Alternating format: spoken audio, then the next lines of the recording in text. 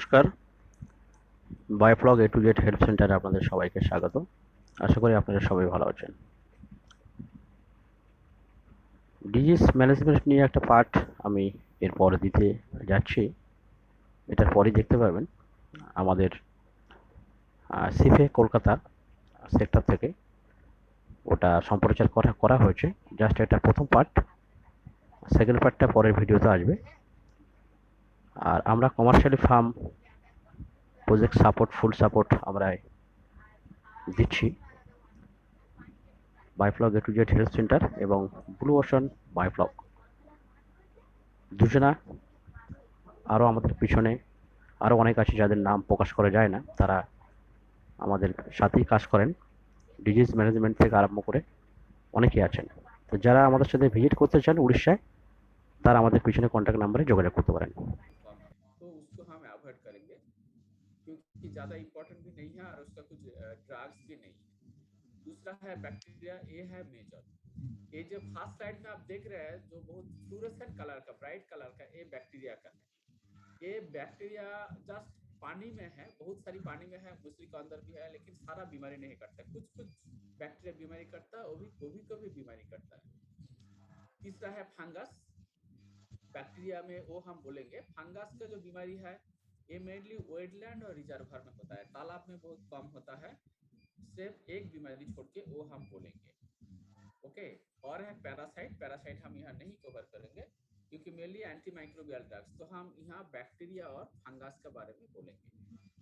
ये सारा बीमार, ये जो बैक्टीरिया और फंगस है पानी में है, बहुत संख्या में है, लेकिन वो बीमारी नहीं करता। कभी कभी बीमारी करता है फिश जब स्ट्रेस में आ जाता है, जब विंटर हो जाता है या पानी का क्वालिटी घट जाता है तो अभी बीमारी करता है।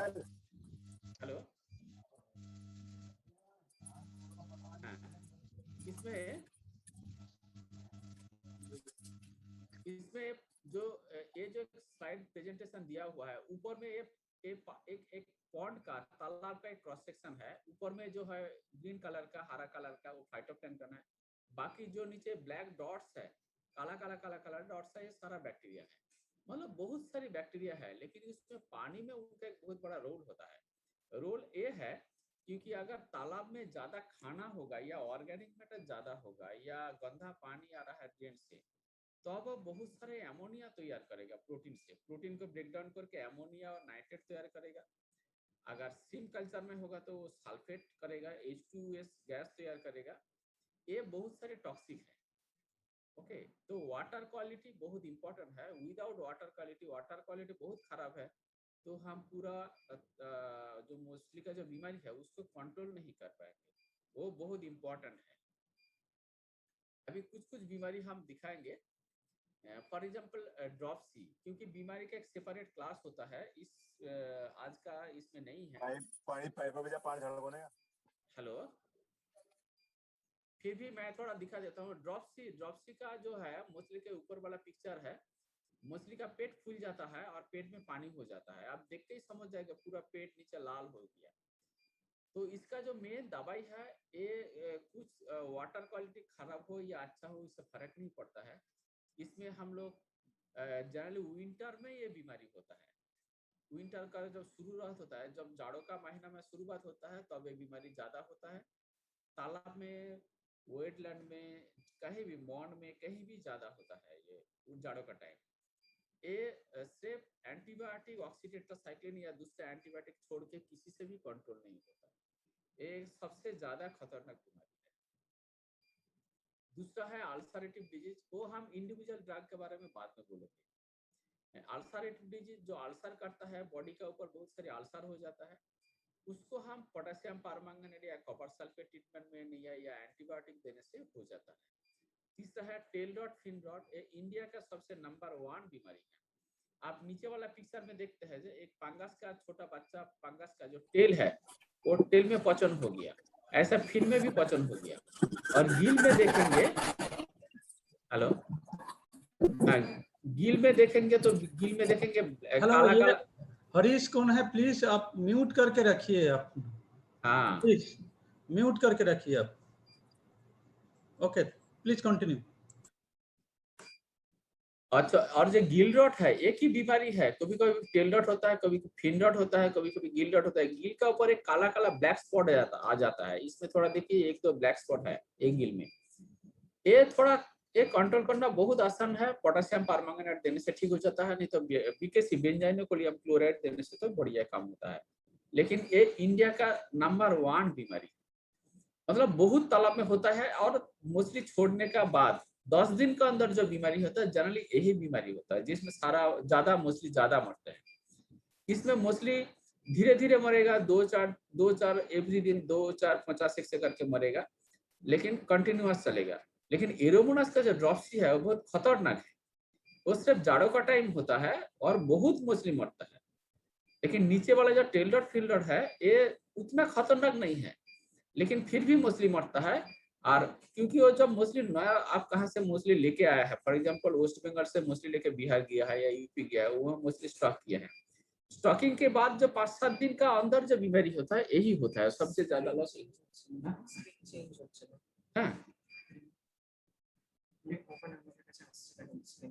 स्क्रीन क्या चेंज हो रहा है क्या? Hello, yes sir. हो रहा है ना? ओके ओके, हो रहा है सर। हाँ हो रहा है तीसरा सर, हो रहा है सर, हाँ हो रहा है सर। हाँ ओके। तीसरा है कोलमनारिस डिजीज। हेलो, हाँ। हाँ नेक्स्ट है कोलमनारिस डिजीज। ये भी बहुत, ये टेल डॉट गिल डॉट का एक बड़ा भाई है, लेकिन थोड़ा ज्यादा खतरनाक है। इसमें मेन आपको जो दिखेगा, जो बॉडी का अंदर बहुत जगह लाल लाल लाल लाल हो जाएगा। इसमें बहुत ज्यादा बीमारी होता है। जनरली ये बीमारी जो तालाब में ज्यादा ऑर्गेनिक मैटर, खाना बहुत ज्यादा जमा हो गया तालाब का मिट्टी में, पानी में बहुत ज्यादा खाना देते हैं, नहीं तो गंदा पानी देते हैं, बहुत हाई स्टॉकिंग डेंसिटी है, बहुत ज्यादा खाना दे रहा है, ये तालाब का वो तालाब में ये बीमारी ज्यादा होता है। इसको कंट्रोल करना बहुत बहुत टफ है। हम बोलते हैं पोटेशियम परमंगनेट दीजिएगा, लेकिन पोटेशियम परमंगनेट से कंट्रोल नहीं होता है। जनरली हम लोग उसको एंटीबायोटिक ट्रीटमेंट से ये होता है, अच्छा होता है, नहीं तो इसको कंट्रोल करना बहुत मुश्किल है। आई डी जब कातला, ये सिर्फ कातला में होता है, मेरे पास पिक्चर नहीं था, दिखा नहीं पाया। कातला का आई में एक बीमारी होता है, उसको एंटीबायोटिक देने से ठीक हो जाएगा, नहीं तो पोटेशियम परमंगनेट बाथ ट्रीटमेंट देने से ठीक हो जाएगा। मैं बताऊंगा बाथ ट्रीटमेंट कैसे होता है। उसके बाद एंटेरिक रेड माउथ, ये मछली का जो माउथ पार्ट है पूरा लाल हो जाता है। अगर माउथ ओपनिंग करेंगे पूरा लाल दिखेगा, लेकिन ज्यादा नहीं होता है। मतलब हम बहुत कम ही देखे हैं, बट फिर भी हम देखे हैं। स्पेशली अगर सुएज होगा, तालाब में सुएज होगा या गंदा पानी होगा तो बहुत ज्यादा होता है। मुंह पोर्शन जो माउथ पार्ट है पूरा लाल हो जाता है। और एक है एडवर्सियलोसिस, जो हम कैटफिश सेप्टिसिमिया, जिसका ये फंगस का नंबर 1 बीमारी है। नीचे जो फंगस का दिख रहा है ये नंबर 1 बीमारी है। देखेंगे ना, जस्ट माउथ का नीचे येलो पोर्शन हो जाएगा। जो चाची भाई बोलते हैं इसको जॉन्डिस हो गया, जॉन्डिस नहीं है, एक बीमारी है, एक इन्फेक्शियस डिजीज है, बहुत खतरनाक बीमारी है। सबसे ज्यादा विंटर का टाइम में होता है, और फंगस में बहुत बहुत डेंजरस है। सबसे बड़ा कारण है फंगस जाड़ा टॉलरेट नहीं कर पाता है। ये मोस्टली जहां से आया है वहाँ विंटर नहीं होता, वहाँ हर टाइम गर्म ही है, समर है। तो क्या हुआ, ये कभी विंटर या जाड़ा दिखाई नहीं। जब इंडिया में आ गया, लाया गया इसको कल्चर के लिए, तब जहां जहां स्टॉकिंग हो रहा है, मेनली जो नॉर्दर्न पार्ट ऑफ इंडिया में, झारखंड में, छत्तीसगढ़ में, यूपी में या हिमाचल में, जो नॉर्दर्न पार्ट है, इवन पंजाब हरियाणा में, बहुत जहां ज्यादा ठंडा पड़ता है, वह ये मछली का बीमारी सबसे ज्यादा होता है, बिकॉज ऑफ द विंटर, ठंडा के लिए। तो इसका आप एंटीबायोटिक देंगे, कुछ दिन बाद फिर से 10 दिन ठीक रहेगा, एंटीबायोटिक बंद हो गया, 15 दिन बाद फिर से स्टार्ट हो जाएगा।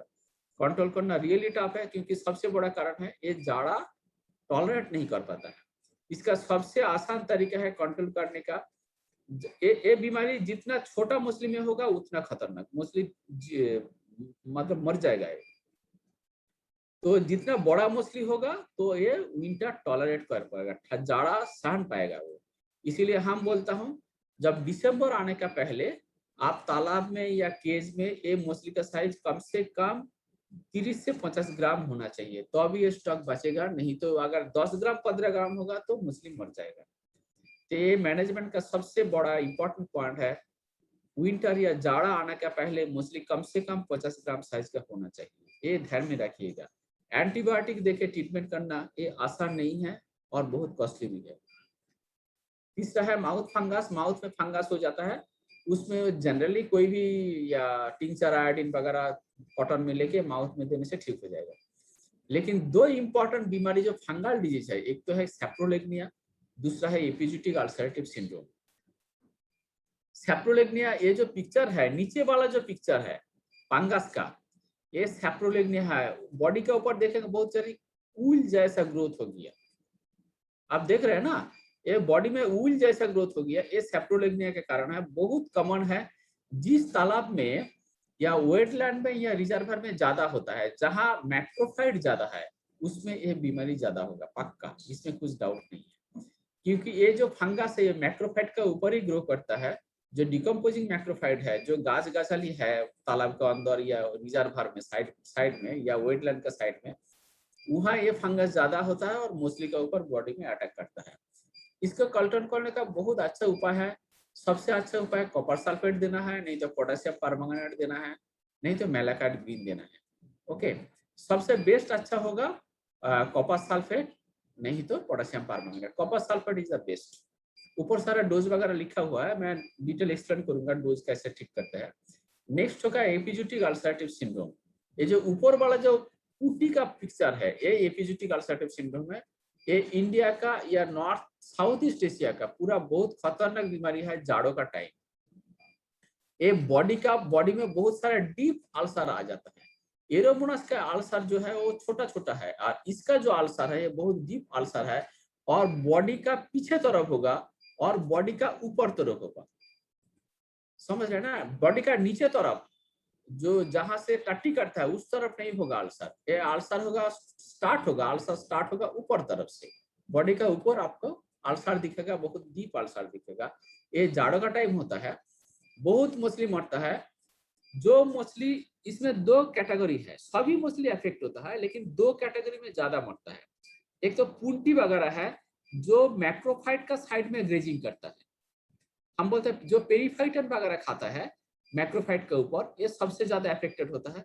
दूसरा है जो बेंथिक ऑर्गेनिज्म है, नीचे तरफ जो मछली है, हम जो पैंकला, सिंगी, मागुर, ओके, ये सब जो मछली है या जो ईल है वो बहुत खतरनाक है। इसमें ये बीमारी का कंट्रोल करने का सबसे बड़ा इंपॉर्टेंट फैक्टर है जो तालाब का पीएच। अगर मिट्टी का पीएच एसिडिक हो तो आपका तालाब में बीमारी रहेगा। मिट्टी का पीएच अल्कलाइन हो, 7.5-8 करीब हो, तो बीमारी ये बहुत कम आएगा। अभी ये 1990 से 2000 में ये बीमारी पूरा इंडिया फैल गया था, अभी कंट्रोल हो गया। अभी सिर्फ है, बहुत सारी है, अभी हम देखते हैं बिहार, झारखंड और Assam and north eastern state, जहाँ का सेडिमेंट का पीएच 7 का नीचे है, जनरली 6, 6.5, इवन 6 का भी नीचे है, तो वहाँ ये नंबर 1 बीमारी करता है। मतलब जितना भी मोर्टालिटी होता है सबसे मेन कारण है ये एपिजूटिक अल्सरेटिव सिंड्रोम।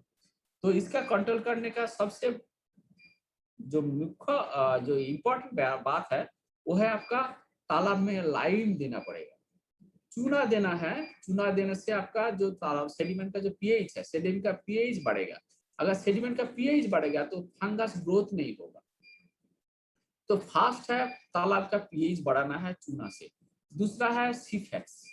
सिफेक्स का डोज मैं बाद में बोलूंगा, यहाँ लिखा हुआ है 1 लीटर पर हेक्टर, जो आराम से मिल जाता है, थोड़ा सा कॉस्टली है, 1800 से 2000 रुपया दाम है, लेकिन काम करता है। ये दोनों एक साथ चलेगा, सिर्फ सिफेक्स काम नहीं करेगा और प्लेन लाइमिंग काम नहीं करेगा। पहले आप लाइमिंग कर दीजिए, नेक्स्ट डे से आप सिफेक्स दे दीजिए, देना स्टार्ट करिए, तो ये बीमारी कंट्रोल हो जाएगा। ओके, नाउ बीमारी कंट्रोल करने का बहुत सारी तरीका है।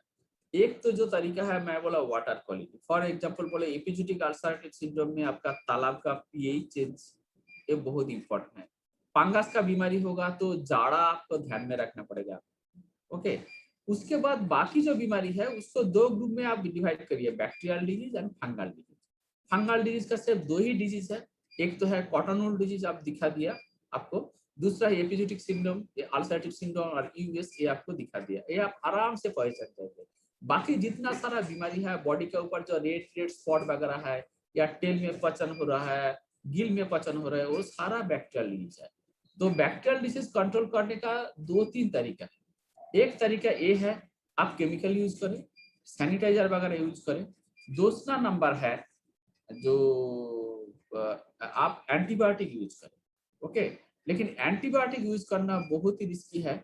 रिस्की ये है, मैं आपको आऊंगा एंटीबायोटिक में, लेकिन एक तो है एंटीबायोटिक में ये मोस्टली में आ रहा, ये मोस्टली में ये स्लाइड में देखिए 2 मोस्टली है।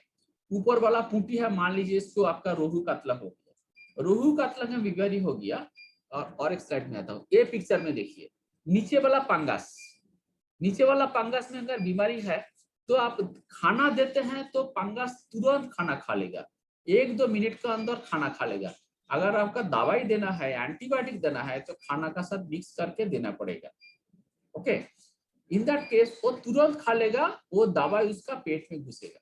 लेकिन आपका रोहू कतला में ये हो गया, आप खाना दिया ले तुरंत खाना नहीं खाता है मछली, या आप खाना दिया ये मछली आधा घंटा बाद आएगा खाने के लिए, तब तक वो दवाई, वो जो खाना का ऊपर जो दवाई मिक्स किया था वो दवाई पानी में चला जाएगा, इस खाना में दवाई कम रहेगा और इसको दवाई कम मिलेगा। तो जो आईएमसी है, इंडियन मेजर कप, रोहू कातला मृगाल या दूसरा कोई मछली जो खाना बहुत स्लो खाते हैं या कम खाते हैं, आप खाना इसको जल्दी नहीं देते हैं। हम नेचुरल जो पॉट में जो खाना तैयार होता है वही खाता है, कभी कभी सप्लीमेंट्री फीडिंग देते हैं, अगर देता भी है तो बहुत स्लो खाते हैं। इसका एंटीबायोटिक ट्रीटमेंट करना बहुत ही मतलब लाभजनक नहीं होता, क्योंकि ये खाना खाता ही नहीं है ठीक से, और बीमारी होगा तो और भी खाना नहीं खाएगा। ओके, तो इसका एंटीबायोटिक देने से ज्यादा फायदा नहीं होता है। लेकिन फंगस में अगर होगा, तो अगर तालाब में फंगस है या केज में फंगस है, आप रेगुलर इसको खाना देते हैं तो इसका हैबिट है और 1-2 मिनट का अंदर खाना खा लेगा। तब अगर एंटीबायोटिक देना है तो आपको एंटीबायोटिक इस तरफ देना पड़ेगा। हाँ, मैं थोड़ा एंटीबायोटिक स्लाइड में जाता हूँ। हाँ, ये जो स्लाइड है मेन एंटीबायोटिक है ऑक्सीटेट्रासाइक्लिन। ऑक्सीटेट्रासाइक्लिन आपको देना है 8 ग्राम पर 100 केजी फिश में। अगर आपका तालाब में 1 टन मछली है तो आपका 80 ग्राम दवाई लगेगा। ये 80 ग्राम हम बोलते हैं 80 ग्राम एक्टिव इंग्रेडिएंट आपको दुकान में मिलेगा नहीं, मतलब एक्टिव इंग्रेडिएंट फॉर्म में नहीं मिलेगा। आपका पोल्ट्री का दुकान में जाना पड़ेगा, जहां पोल्ट्री का दवाई मिलता है, वहां जाके बोलिएगा मुझे टेरामाइसिन दीजिए।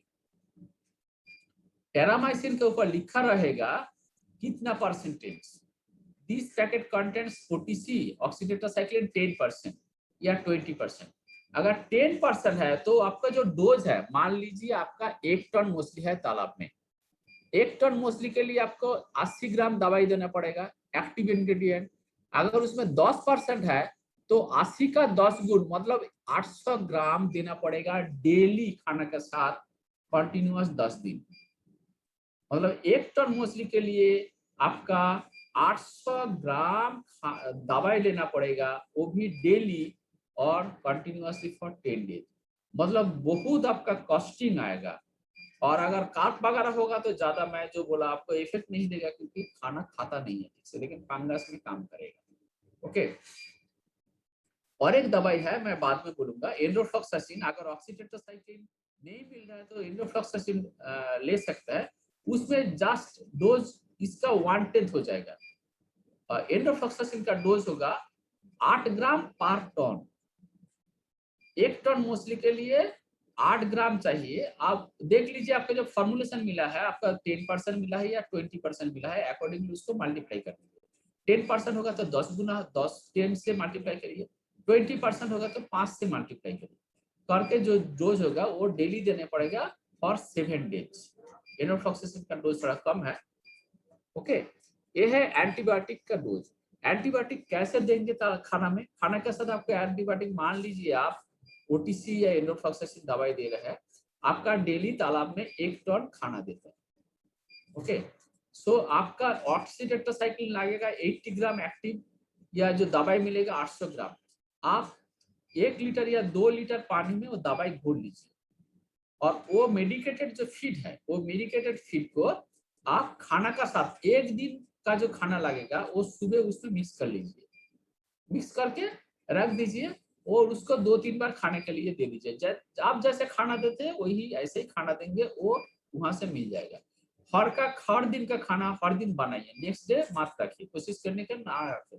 अगर दवाई वाला खाना बच गया है तो नेक्स्ट डे आप आराम से उसको दे सकते हैं। ओके, लेकिन एंटीबायोटिक का एक प्रॉब्लम है अगर एंटीबायोटिक ट्रीटमेंट शुरू किया, आप उसको जब तक ट्रीटमेंट खत्म ना होगा और खत्म, मान लीजिए आज मैं एंटीबायोटिक देना स्टार्ट किया, 7 दिन या 10 दिन बाद में एंटीबायोटिक ट्रीटमेंट खत्म हुआ, उसके बाद कम से कम 15 दिन वो मछली को आप नहीं बेचेंगे खाने के लिए, अपना भी नहीं खाएंगे और बेचना नहीं है उसको खाने के लिए, क्योंकि दवाई उसका बॉडी में रहेगा, जो खाएगा उसका बॉडी में जाएगा, उससे थोड़ा प्रॉब्लम करेगा। ओके, हम इसको बोलते हैं विथड्रॉल पीरियड।